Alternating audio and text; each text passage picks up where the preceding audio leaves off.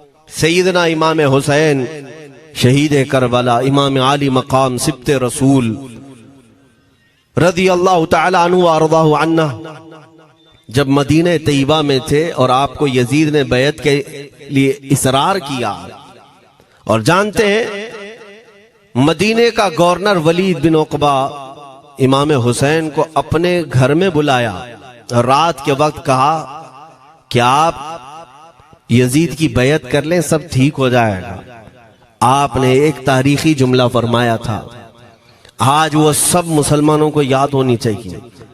इमाम हुसैन ने ये नहीं कहा मैं हुसैन रसूलुल्लाह का नवासा यजीद की बैत करूंगा फासिक व फाजिर की, ये नहीं कहा आपने। तवज्जो चाहता हूं, आपने ये नहीं फरमाया, बल्कि ये फरमाया मुझ जैसा उस जैसे की बैत कैसे कर सकता है। ये क़यामत तक आने वालों के लिए मैसेज है, हुसैन जैसा कभी भी यजीद जैसे की बैत नहीं कर सकता, और ना ही वैसों की ताकत को वो मान सकता है। और अल्हम्दुलिल्लाह हमारी माओ ने बचपन से हमें हुसैन को ही सुनाया है, यजीद को नहीं। इसलिए आज अगर किसी तख्त पर यजीद बैठा हो तो हमें डर नहीं लगता इस बात का कि वो गर्दन उड़ा देगा, हमें इस बात का खौफ नहीं लगता कि फांसी पर चढ़ा देगा। हमें इस बात का यकीन है कि अगर हमारे टुकड़े भी हो जाएंगे तो इंशाअल्लाह हमारी रूह करबला जरूर पहुंचेंगी। इमाम हुसैन के साथ क़यामत के दिन उठाए जाएंगे, हक बात करते हुए अगर दुनिया से जाएं। अजीज़ान गिरामी वक़ार, मैं तारीख की चंद झलकियां आपके सामने रखूंगा। मुझे हुक्म भी हुआ है, बहुत जल्दी वक्त खत्म हो जाएगा, समेटना है। मैं चंद मिसालें आपके सामने रखता हूं। ताकत किसे कहते हैं, कुव्वत किसे कहते हैं। जिम में जाकर बॉडी बनाने वाला ताकतवर है, काजू बादाम खाने वाला ताकतवर है, मुक्के मारने वाला ताकतवर है। कौन है ताकतवर? ताकत किसे कहते हैं?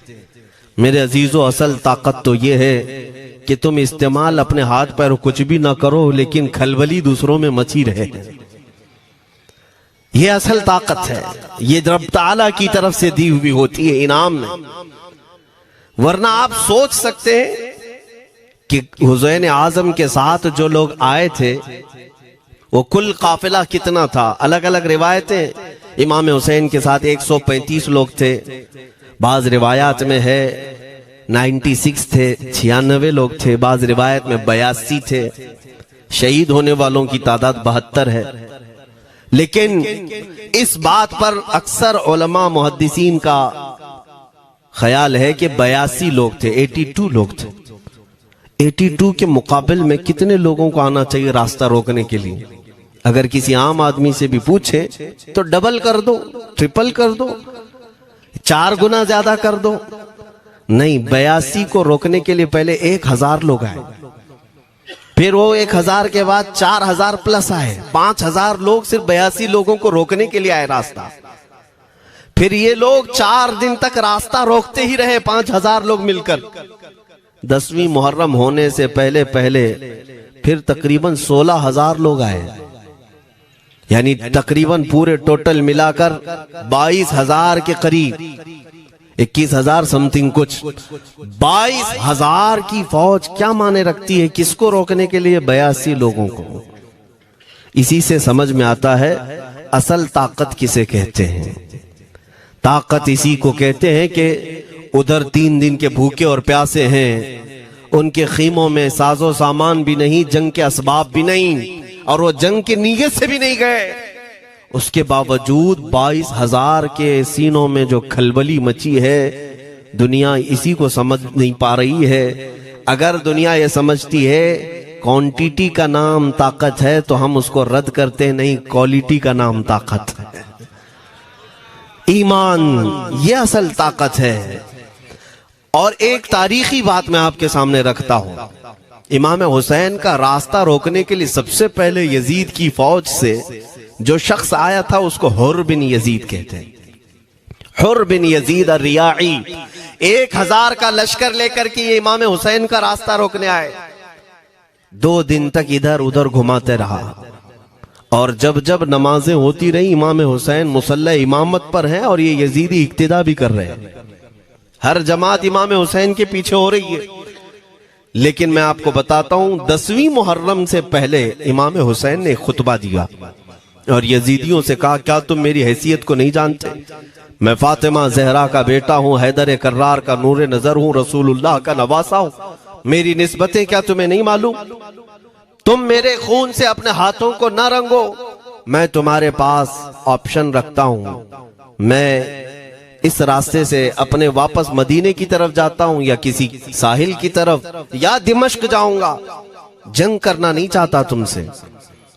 ये 3 ऑप्शन जब इमाम हुसैन ने रखा तो यजीदियों ने एक को भी कबूल नहीं किया। वो जंग करना ही चाहते थे, इमाम हुसैन के खून के साथ खेलना ही चाहते थे। लेकिन जो हुर बिन यजीद है, तवज्जो चाहता हूं, जो खुद इमाम हुसैन का रास्ता रोकने के लिए आया, उसके दिल में ये बात आई और उसने आकर के 10वीं मुहर्रम को यजीदियों से कहा, मियां मान लो हुसैन की बात, 3 में से कोई एक बात मान लो, हम जंग नहीं करना चाहते, वो रसूलुल्लाह के बेटे ही तो हैं।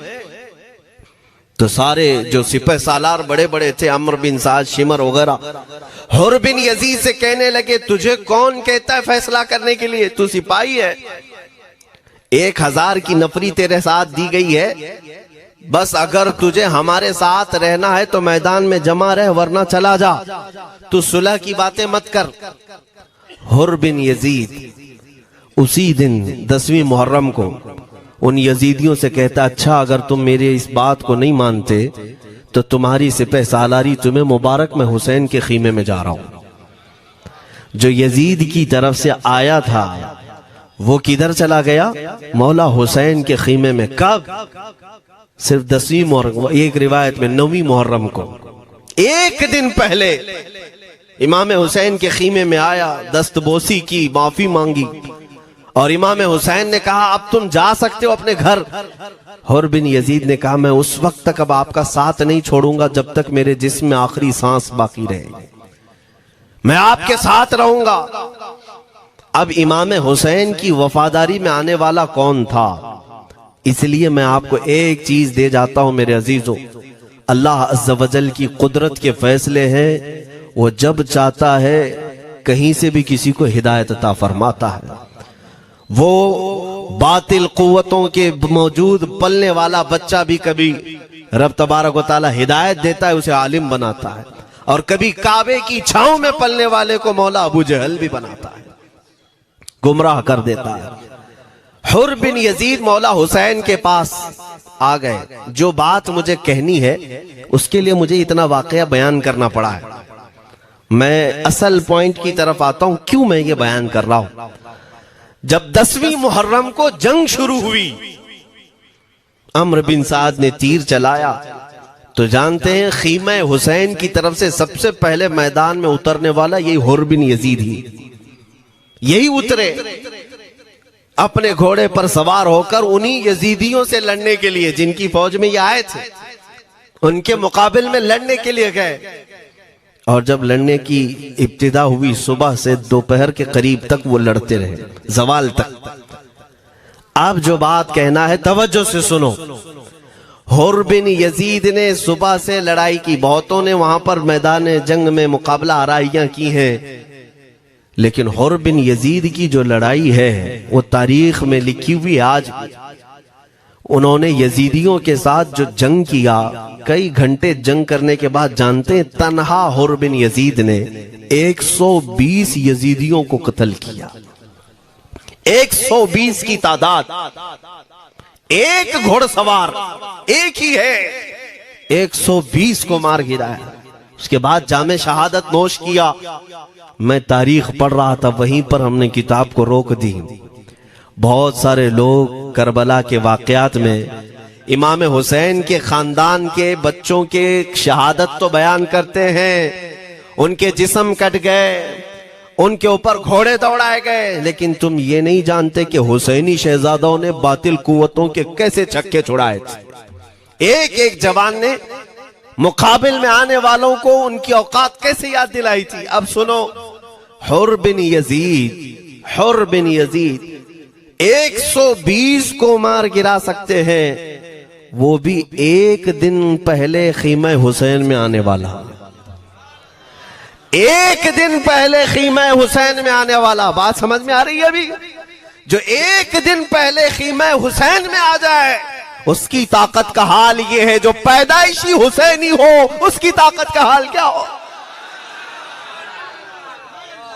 मेरे अजीजों, ताकत किसे कहते ये समझो। यह और बात है कि लोगों को अपनी ही औकात मालूम नहीं, अपनी हैसियत मालूम नहीं है।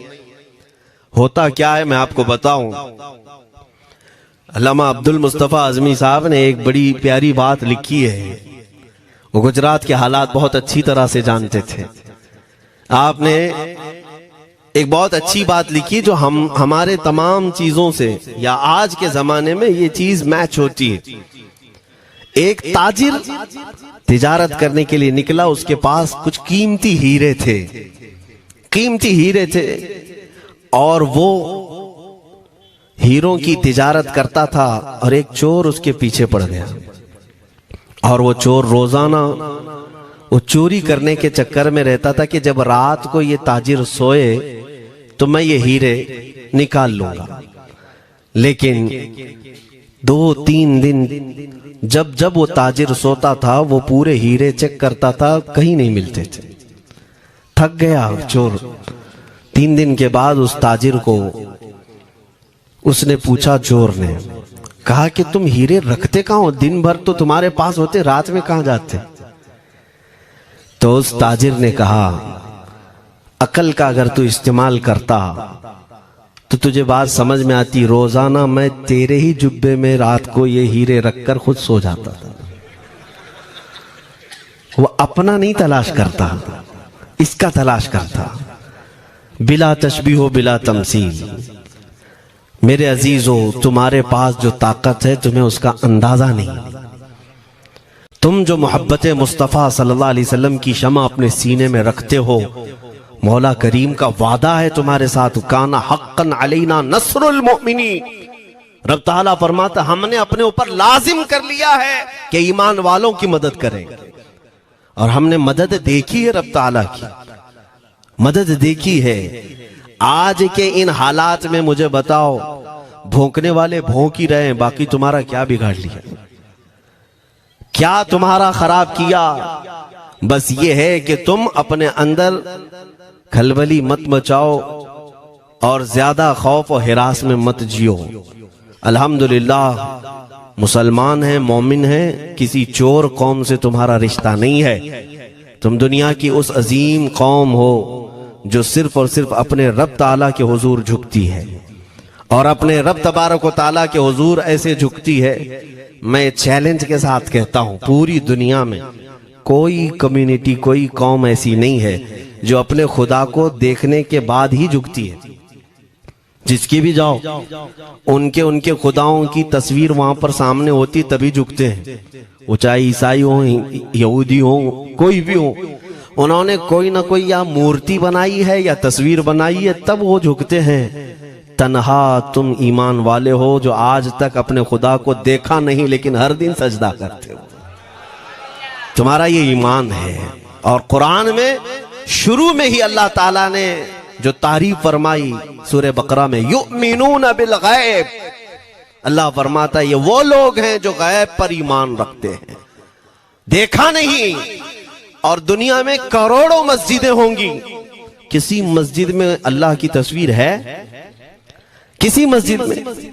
और या तुम्हें सलातो सलाम पढ़ने के लिए मेरे आका की तस्वीर देखने की जरूरत है? यही तो तुम्हारा ईमान है मेरे अजीजों। मेरे आका को हमने दिल में बसा रखा है, और जब हुजूर पाक की याद आई, बगैर तस्वीर देखे हम खड़े हो जाते हैं और उनकी मोहब्बत वैसी होती है, हमें किसी तस्वीर और मूरत को देखने की जरूरत भी नहीं होती। तुम्हारी खुसूसियात बहुत हैं। अल्लाह रब्बुल इज्जत ने तुम्हारी पेशानियों को महफूज रखा है, किसी अहरे गैरे के सामने झुकने नहीं दिया। पेशानी मुकद्दस है तुम्हारी। हाँ, ये तो नहीं है कि तुम किसी दरख्त पर भी चले जाओ, पत्थर पर भी चले जाओ, चूहे पर भी झुक जाओ, सांप पर भी झुक जाओ, नहीं है। एक सहाबी हैं, ईमान लाने के बाद वो कहते हैं, या रसूल अल्लाह सल्लल्लाहु अलैहि वसल्लम, दो वाकयात ऐसे हैं जो जमाने जहालत में हम करते थे। एक वाकया याद करता हूं तो रोना आता है और एक वाकया याद करता हूं तो हंसी आती है। हुजूर ने फरमाया वो दोनों क्या है बताओ। उन्होंने कहा पहला वाकया तो ये है जिसको याद करके रोता हूं कि जवानी में जब हमारे घर बेटी पैदा होती थी तो हम उसका गर्दन मरोड़ कर दफन कर देते थे। आज मुझे वो बात याद आती है तो रोना आता है कि हमने ऐसे कई बच्चियों को दफन कर दिया। अरब वाले दामाद बनाना नहीं चाहते थे और बेटियों को पहले ही मार देते थे। ये वो सहाबी कहते हैं अब याद आती है बात तो रोना आता है। मेरे आका सल्लल्लाहु अलैहि वसल्लम ने फरमाया फिर हंसी किस बात पर आती है। कहते हैं जमाने जहालत में हमारे खुदा जो होते जिनकी हम इबादत करते थे तो जब सफर में जाना होता था तो आटा गूंद करके खुदा बना लेते थे, क्योंकि सफर में जाना है और हर जगह उनको साथ में रखना था खुदा को। वो साहब ही कहते हैं सफर के खुदा और होते थे, हवा का अलग, पानी का अलग, मिट्टी का अलग, सब लेकर के चलते थे। फिर हुजूर ने फरमाया हंसी किस बात पर आती है। वो कहते हैं बीच रास्ते में अगर खाना खत्म हुआ तो कभी खुदा का हाथ तोड़ के खाते थे, कभी पैर तोड़ के खाते थे। अरे मेरे अजीजों 1400 साल बाद आज जब आप हंस रहे हैं उस सहाबी को तो इस बात पर हंसी आती होगी। मैं ये बात सिर्फ इसलिए अर्ज कर रहा हूं कि शुक्र मनाओ अल्लाह रब्बुल इज्जत का कि तुम्हें रब तबारक व तआला ने उस कौम में पैदा किया है जिसका माथा सिर्फ वहदहू ला शरीक की बारगाह में झुकती है। तुम ईमान वाले हो। और मैंने आयत यही तिलावत की खुतबे में, वला तहीनु वला तहज़नु व अंतुमुल अअलौना इन कुंतुम मुमिनीन। घबराओ मत, परेशान मत हो, तुम सबसे ज्यादा सरबुलंद रहोगे अगर तुम ईमान वाले हो। ये कुरान की आयत है। ईमान किसे कहते हैं? ईमान किसे कहते हैं? यानी अल्लाह ने फरमाया अगर तुम ईमान वाले हो तो सबसे ज्यादा कामयाब हो। अब हम पूछते हैं रसूल पाक से ईमान किसे कहते हैं? मेरे आका की जुबान से सुनो, ला युमिनु अहदुकुम हत्ता अकूना अहब्बा इलैहि मिन वालिदिही व वलदिही वन्नासी अजमईन। हजरत अनस से रिवायत है, हुजूर पाक सल्लल्लाहु अलैहि वसल्लम फरमाते हैं तुम में से उस वक्त तक कोई कामिल ईमान वाला नहीं हो सकता जब तक अपने वालिदैन, अपने बच्चे, अपने और सारे इंसानों से ज्यादा मैं उसके नजदीक महबूब ना बन जाऊं। हुजूर से कामिल मोहब्बत जब तक ना करोगे तब तक ईमान भी कामिल नहीं है। खुलासा कलाम यही है कि मोहम्मद से वफा तूने तो हम तेरे हैं, ये जहां चीज है क्या लौह कलम तेरे हैं। बस इसी बात पर आपको आना है। इकबाल भी ये कहता है मैं जर्मनी गया, यूरोप का सफर किया, वहां की तरक्कियों को देखा और वो लोग बहुत आगे बढ़ रहे थे। मैं इसीलिए सफर किया कि मैं वहां तहकीक करके आऊं, देखूं, अपनी कौम को आकर के मैं बताऊं मुसलमानों को कि किस फील्ड में तुम जाओगे तो कामयाब होंगे। साइंस में, फिजिक्स में, ज्योग्राफी में, केमिस्ट्री में, मैथ्स में, कौन सी फील्ड में तुम जाओगे तो ज्यादा माहिर होगे। कई साल इकबाल ने वहां की खाक छानी, तहकीकात किया और वापस जब आया अपनी कौम की तरफ, अल्लामा इकबाल कहते हैं मैं सारी दुनिया वहां की यूरोप की छान करके आया, यही देखने गया था कि मेरी कौम किस मैदान में उतरे तो कामयाब होगी। तो लोगों ने पूछा क्या वो तुम्हें राज मिल गया? वो कहते हाँ मुझे राज मिल गया। लोगों ने पूछा किस मैदान में उतरे? तो इकबाल कहता है मैं तो राज को पहुंचा, अपनी कौम को बताता हूं तुम्हारी तरक्की का राज सिर्फ इतना ही है कि मोहम्मद से वफा तूने, कि मोहम्मद से वफा तूने तो हम तेरे हैं। ये जहां चीज है क्या लौह कलम तेरे हैं। सारी कामयाबी का असल राज मेरे आका से बेइंतहा मोहब्बत है। मैं दीनी शख्सियात की बात अपनी जगह पर, जो जिसको आप दुनियावी उलूम कहते हैं, लाओ मैथ्स का कोई बहुत बड़ा माहिर रियाजीदान या कोई साइंटिस्ट आपको ऐसा लगता हो, लाओ मेरे आला हजरत इमाम अहमद रजा फाजिल बरेलवी के सामने। जानते हैं आप उस आला हजरत फाजिल बरेलवी ने 55 उलूम पर अपनी तहकीकात लिख दी हैं।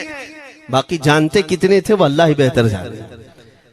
एक बात मैं आपको बता रहा हूं, मैथ्स में, मैथमेटिक्स में उनके पास ऐसी ऐसी इजादात थी। एक किताब आला हजरत ने लिखी है ज्योमेट्री पर, आज के बच्चे जो कॉलेज पढ़ते हैं वो जानते होंगे।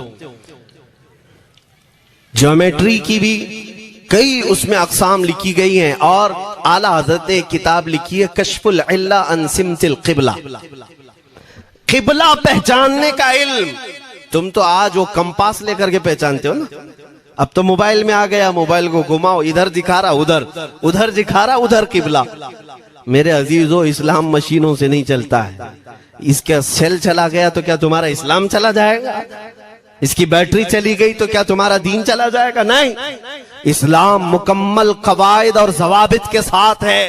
सारी मशीनें खत्म भी हो जाएं, इस्लाम ने तुम्हें कायदे बनाकर दिखाए हैं, प्रैक्टिकल। ये क़िबला पहचानने का इल्म होता है।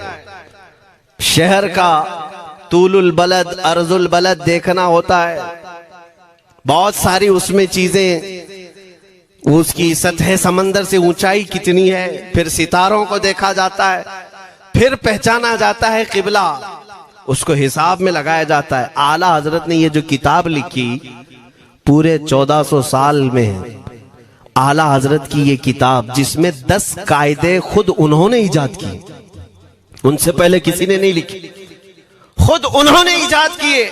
और उसके बाद आला हजरत ने चैलेंज के साथ कहा कि मैंने, फकीर ने ये 10 कायदे इजाद किए हैं, इस पर कोई अमल करके क़िबला पहचानना चाहे तो उस पर अमल करके खड़ा हो जाए। अगर हिजाबात हटा दिए जाएं तो काबा उसकी नाक के सामने होगा। आला हजरत ने लिखा है काबा ऐन उसकी नाक के सामने होगा। परफेक्ट कायदे उन्होंने लिखे। ये कायदे कहां से आए? हिसाब, मैथमेटिक्स। जो अलीगढ़ के प्रोफेसर अपने फंसे हुए मसाइल हल करने के लिए आला हजरत के पास आए, वाकयात आपने सुने होंगे। अब मैं आपसे कहता हूं, एक बहुत बड़े प्रोफेसर साहब अलीगढ़ के, वो लंदन या ऑक्सफोर्ड जा रहे थे या जर्मनी जा रहे थे कुछ मैथ्स के फंडे हल करने के लिए। आला हजरत के खलीफा ने उन्हें मशवरा दिया कि चले मौलाना अहमद रजा साहब बरेली में रहते हैं, उनसे बात कर लेंगे।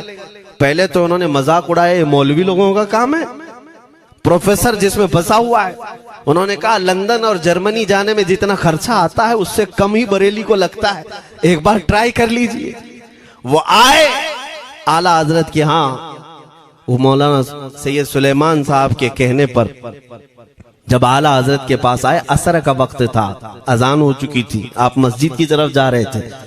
प्रोफेसर साहब से मुलाकात हुई। आला हजरत ने पूछा कैसे आना हुआ? उन्होंने कहा एक बहुत पेचीदा मसले में फंस गया हूं, मैथ्स का, रियाजी का, हिसाब का हल नहीं होता, इसके लिए मैं बाहर का सफर कर रहा था। आपके शागिर्द मौलाना सुलेमान साहब ने कहा कि आपसे मिलने। आला हजरत ने कहा दिखाएं क्या मसला है? उन्होंने कहा इतने शॉर्ट टाइम में ये हल नहीं होगा, नमाज के लिए आप जा रहे हैं। आला हजरत ने फरमाया फिर भी दिखाओ। आला हजरत को उन्होंने वैसे ही खड़े दिखाया। देखते ही आला हजरत ने उंगलियां रखी और कहा इसका यहां से, इसका यहां से, फलां का यहां से, इस तरह आप लगा करके देख ले, मैं असर की नमाज से फारिग होकर आता। वो प्रोफेसर साहब कहते हैं उन्होंने चुटकियों में यूं हल किया, मैं जब बैठ करके उस मसले को लगाया तो तुरंत 2 मिनट में वो मसला हल हो गया। अब जिसके लिए मैं ये वाकया अर्ज कर रहा हूं सुनो। वो हैरत में आंखें फटी फटी रह गई उस प्रोफेसर साहब की। उधर नमाज होने के बाद आए आला हजरत, तो वो अश करने लगे। कहा मौलाना साहब मैं पहली मर्तबा देख रहा हूं कि मदरसे का कोई मौलवी मैथ्स के इतने टफ फंडे को हल कर लेता हो। मौलाना ये तो बताएं ये रियाजी और ये मैथ्स के मसले आपने किससे सीखे? कौन है आपको? किस कॉलेज में, किस यूनिवर्सिटी से आपने सनद हासिल की है? यही मुझे कहना है मेरे से। अब आला हजरत का जवाब सुनो। कहते हैं जनाब मैंने अपने वालिद से सिर्फ प्लस माइनस और मल्टीपल के मसले सीखे, जमा, नफी और ज़रब हमारे वालिद साहब ने बस इतना ही सिखाया। और उस वक्त बचपन में मुझे मंतिक, फलसफा, ये सब किताबें पढ़ने का शौक था। मैं हिसाब के, ज्योमेट्री के ये किताबें लेकर बैठा। मेरे वालिद आए, देखा, पूछा अहमद रजा क्या पढ़ रहे हो? मैंने दिखाया ये मंतिक है, फलसफा है या हिसाब की किताबें हैं। मेरे वालिद ने वो किताबें अपने हाथ में ले ली और कहा, जा रसूलुल्लाह की हदीसें पढ़, सदक़े में सारे इल्म दे दिए जाएंगे। आला हज़रत फरमाते हैं, उसके बाद मैंने अपनी जिंदगी मेरे मुस्तफा के कदमों में लगा दी। ये जो आप देख रहे हैं, ये मेरे मुस्तफा के कदमों से छनकर मुझे मिला है। बस बात समझ जाओ, ताकत इसी को कहते हैं। नबी पाक सल्लल्लाहु ताला अलैहि वसल्लम से बेइंतहा मोहब्बत करने वाला वो दुनिया के किसी मैदान में भी तन्हा नहीं होता, तन्हा नहीं होता। अजीजा ने गिरामी वक़ार, मैं इस बात की तरफ आपको ले जाता हूं। एक सहाबी हजरत सलमा बिन अकवा रदियल्लाहु ताला, इनको राजिलु रसूलिल्लाह कहा जाता है। हुजूर सल्लल्लाहु अलैहि वसल्लम के ऐसे सिपाही, जितने गज़वात में गए, जितनी जंगों में गए, कभी घोड़े पर नहीं बैठे, पैदल। और वह ऐसा पैदल चलते थे कि कोई घोड़ा भी उनके साथ नहीं पकड़ पाता उनको जब वो भागते थे। घोड़ा भी अपनी तेज रफ्तारी के बावजूद उन्हें नहीं पकड़ पाता। उनको वो लक़ब मिला था राजिलु रसूलिल्लाह, चल करके सफर करने वाला रसूल।